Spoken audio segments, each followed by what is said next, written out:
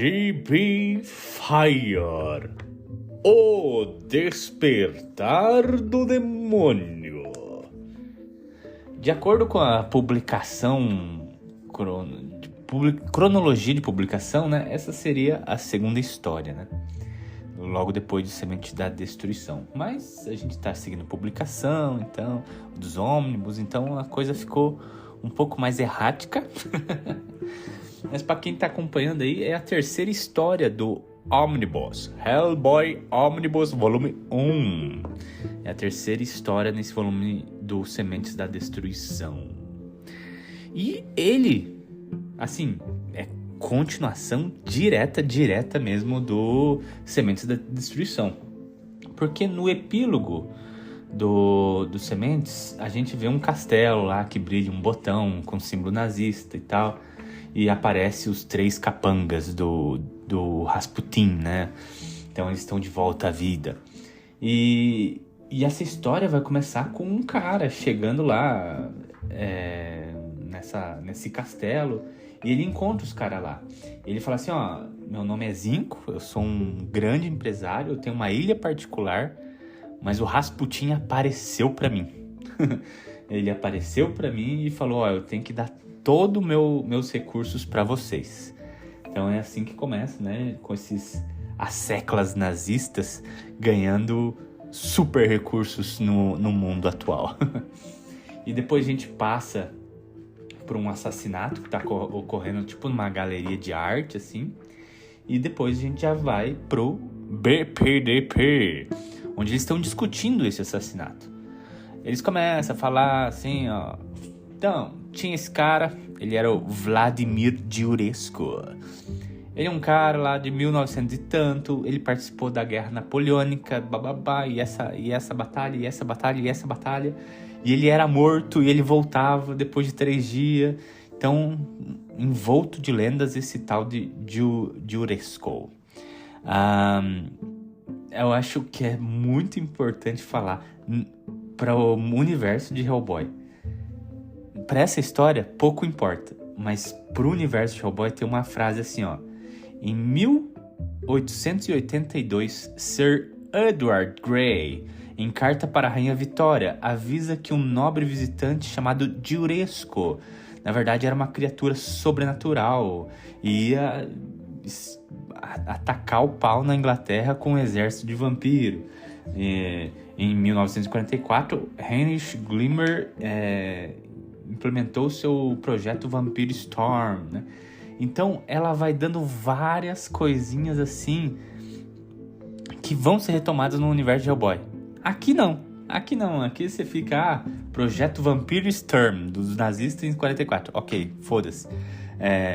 Sir Edward Grey, né, o médium da Rainha Vitória, ok, e daí?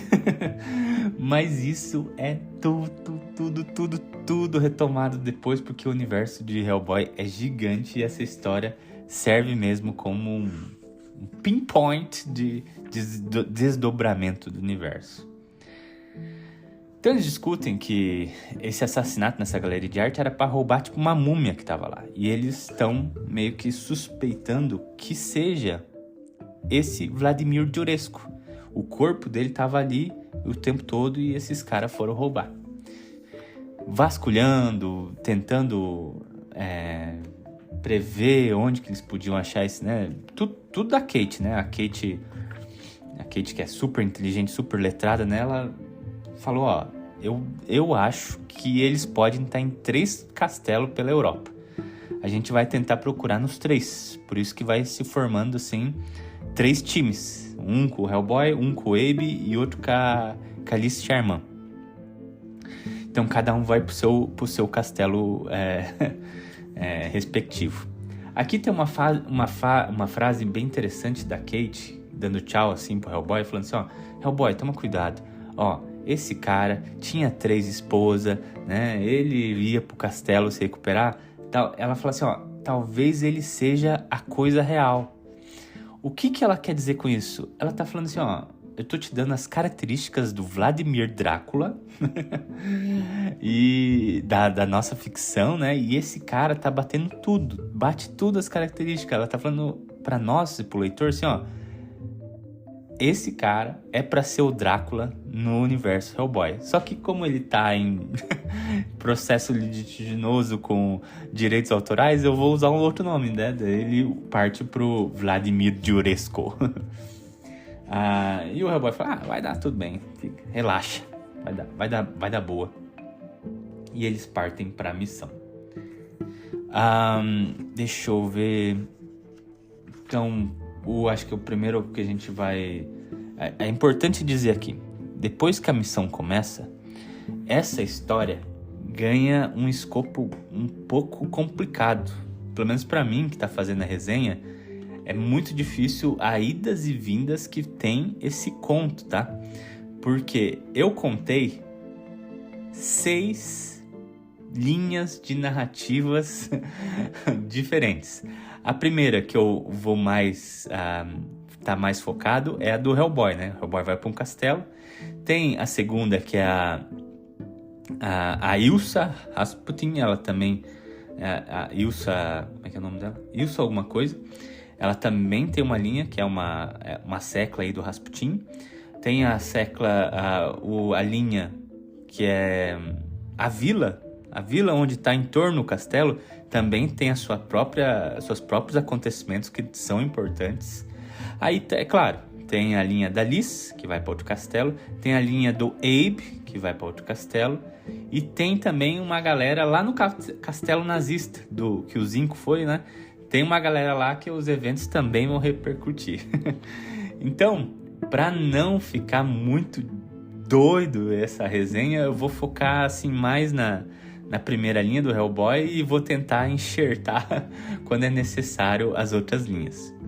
Mas tendo isso em mente, né, o castelo que o Hellboy entra, ele tem até um acidente com o foguete que é muito engraçado e tal. O foguete dele falha e ele cai num castelo, ele já acha essa Ilsa Halpstein, né? Daí ela tem um cara que é tipo um androide, assim, ela fala, mata esse cara, né? Então o Hellboy já acha o castelo certo de primeira. Então ele tem que lidar com esse androide meio humano, meio nazista aí, né? Enquanto a Ilsa Halpstein, ela quando fica sozinha, ela começa a encontrar o seu mestre, o senhor Rasputin. E essa parte da Ilsa, perceba, né, a minha pronúncia, Ilsa Halpstein encontra Rasputin, né? Nessa linha da Ilsa é um amaranhado de flashbacks. Então, ela vai contar como é que foi a traição do Rasputin, como é que ela se apaixonou pelo Juresko, né? Ela que levou o Juresko para Hitler lá em 1944 para fazer o projeto Vampire Storm, né? O Hitler traiu o Juresko, né? E assassinou todos eles e a família, né? Por isso que ele estava encaixotado num sarcófago. E nisso, o Rasputin também vai falando um pouco dele, né? Ele conta um pouco da história dele, que ele comungou com o dragão, Ogdru-Jahá. Então, mesmo quando ele foi assassinado, ele conseguiu viver, né? Por intermédio também da Baba Yaga, que foi tipo uma mãe ou mestre para ele, né?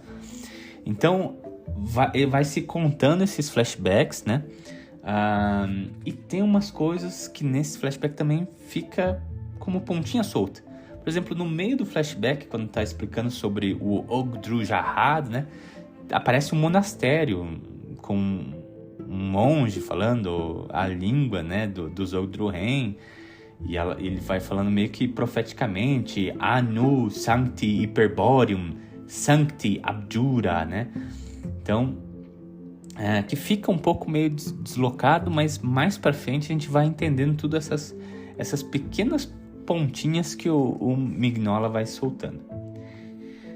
Mas nisso também a gente tem a parada da vila, onde os caras sentem a volta do Juresko. Ou seja, essa vila é a original, eles já foram assolados pelo Juresko uma vez, e os mais velhos sentem de volta que o cara tá voltando. Tanto que tem um cara que fala, ó, minhas filhas, vocês vão embora amanhã de manhã. Aqui a caralhada vai feder. Nisso, o Hellboy, ele tava em confronto com o Mandroid, ele perde, só que daí ele se encontra com tipo um Ghoul, que é tipo um vampiro decrépito, assim, muito morto, quase morto. E esse cara, de primeira, parece bacaninha. Eles vão andando pelo castelo, ele vai guiando o Hellboy pelo castelo, e daí ele vai descobrindo que esse cara era o pai do Juresco. E daí ele vai contando, pois é, eu era um cara muito sábio, eu tava lá na Grécia uma vez, daí achei esse ser que ninguém tava entendendo, né? E eu ressuscitei ela, que era a Hecate, ou acho que é Hecate. E revivi ela, e é ela que ela tomou meu filho como se fosse dela, né? Tornou o Juresco como filho dela, e é por isso que ele tem o poder de reviver, sabe? Cara, olha só que loucura. A gente tá caçando um vampiro, de repente a gente encontra o pai dele, que é um Ghoul, e ele começa a falar de um ser mitológico que é o responsável pelo poder do Juresco, né? Tem uma lógica o cara ser um vampiro e tá ligado com esse ser mitológico, né? Da Lâmia Hecate. A Lâmia, no caso, é uma mulher, né, que foi amaldiçoada pelos deuses gregos e ela se torna um pouco parecida com as górgonas, né? Aquele corpo de cobra, assim, né? É um mito também que se entrelaça muito com as sereias, né? As sereias gregas, né? Não tem nada... Mas enfim... daí ele vai contando e tal. Ele fala, e hoje ela vai reviver meu filho de volta e tal. Aí nisso o papo vai esquentando, né? O Hellboy dá um chega pra lá nele e chega até o sarcófago do Juresco, onde ele encontra as mulheres de Tessália, né? Que é uma junção de mitos, onde as mulheres de Tessália eram mulheres que sabiam um pouquinho mais de ciência astronômica, e elas foram rotuladas como bruxas, né? E daí aqui o Hellboy traz... o Mike Mignola traz esse conceito como se fosse arpias, né? E elas guardam o sarcófago do Juresco. Então tem um quebra-pau do caralho, o Hellboy já tá se fudendo, e daí o Juresco desperta. E o Juresco também já se transforma numa águia gigante, né? E o Hellboy entra nesse pau e consegue esfaquear ele, pra ele cair dentro de um poço. Meu Deus! É muita coisa. Esse conto é frenético demais, mas demais. Esse conto é muito foda. Parece que não para de jogar conceito na sua cara. Antes da gente continuar, é preciso falar um pouco das outras linhas, né? Então, a Ilsa, lá com o Rasputin, ela... Dito, né, todos os flashbacks, o Rasputin fala, você tem que se sacrificar assim como eu já me sacrifiquei, né? Então, aparece um cara falando que é meio que parceiro da Baba Yaga e traz uma dama de ferro. Sabe aquelas damas de ferro de tortura da Idade Média? Então ele fala assim, você tem que entrar aí. E você tem que entrar aí e morrer. Né? E a moça aceita, né? A Ilsa fala, eu te amo, mestre, então vou full power, né? E entra dentro dessa dama de ferro para morrer pelo Rasputin. E daí termina nisso, né? Essa linha, vamos chamar da segunda linha da Ilsa, pra gente voltar lá no castelo, e o Hellboy tá planejando destruir tudo. Armou umas bombas do caralho lá. Enquanto ele procura o Juresco, ele dá de cara com essa Hecate aí. A Hecate aparece como essa mulher mesmo, com metade do corpo de cobra, né? Ela não suporta a luz do dia, porque tem uma informação super foda aqui, que é falada assim, ela foi amaldiçoada por Thoth, né? Pra quem manja dos Paranauê, Rei Thoth foi o último rei da Hiperbórea, né? E depois a gente vai entrar nesse samba-lelê, mas assim, lembra que eu falei que tinha uns flashbacks que não se encaixava meio direito? E era um monastério no meio do nada? E agora tem essa informação do rei Thoth, que amaldiçoou e cai. Então, vai pescando todas as informações, porque uma hora vem. E daí a Hecate, ela começa falando assim, ó, Hellboy, a gente tem que conversar, meu irmão. A gente é amigo. Mas eu vou encerrar esse podcast aqui, senão vai ficar muito grande.